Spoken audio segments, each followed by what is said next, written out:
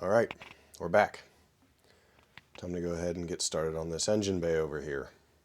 So first things first, in order to do all this catch can stuff, we're going to have to go ahead and rip the upper intake manifold off, a little bit of the piping, so we can get to the valve covers and get the valve covers off, so we can put on our burn down tubes. So for those, we have 190 degree setup. That's going to go on this side. So we can just have it cut right over top of the engine to get to the catch can mount over there. And we put that in.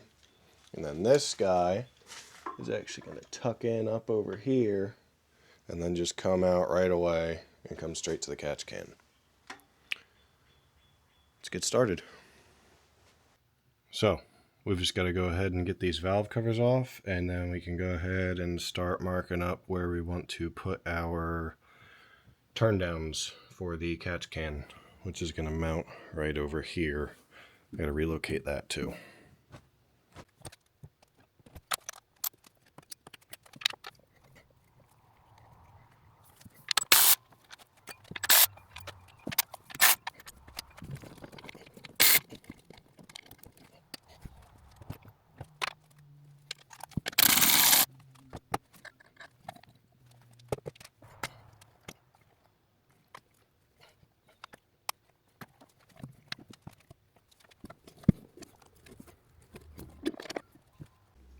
Alright, we're back.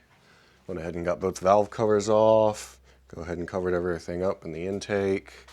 Had to pull the downpipe off of the turbo over here just to make it easier to get access to the bolts so I didn't drop anything. Go ahead and taking it all apart. Alright, back on the workbench. So passenger side and driver's side. We're going to go ahead and do the 90 degree on this side. Put it right about here towards the front. Maybe a little bit back more. We'll see what I feel like doing whenever it's time to start cutting on these. And that way I can just run right over the distributor, right into the catch can, be a straight shoot.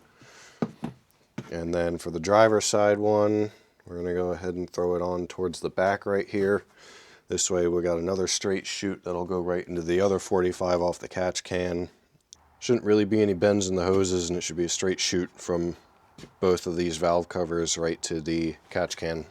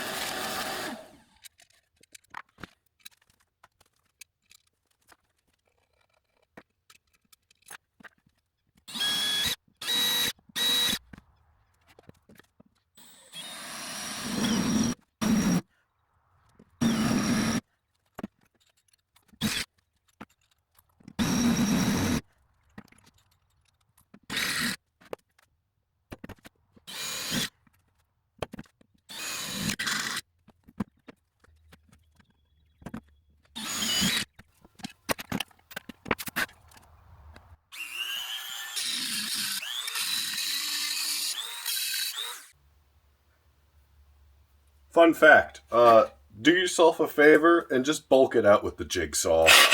Come back in with the carbide bird at the end, not at the start.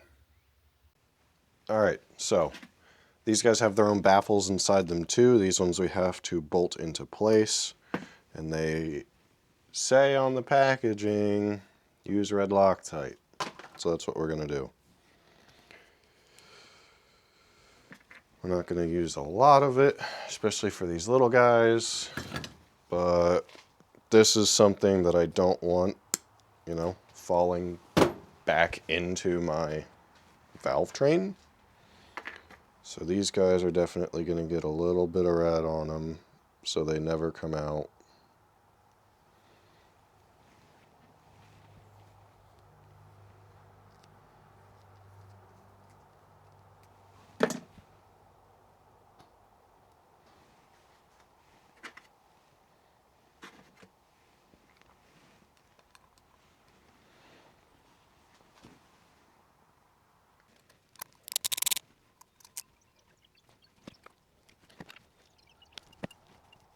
Alright, I don't think those are ever going to come out. Good. Alright, there we have it. Now we are installed onto both valve covers, pointing which way we need them to go. See, they have the baffles on the inside here. They also had the baffles up in here on each one.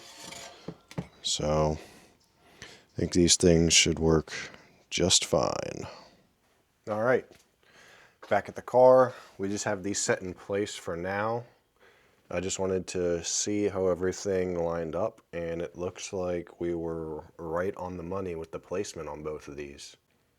Taking a look at all this in the engine bay, this 90 degree that we put on the driver's side, it's running straight into this one over here. I know it's a little high right now. We have to get that fender mounted solenoid out of the way. It's redundant because I have one of the mini starters on the car. And then this 45 is running straight into the other 45. So yeah, thank you guys for tuning in again as I get my Foxbody ready for this year's car season. We are making progress and should be finishing this up shortly to get it back on the road. Catch you guys in the next one.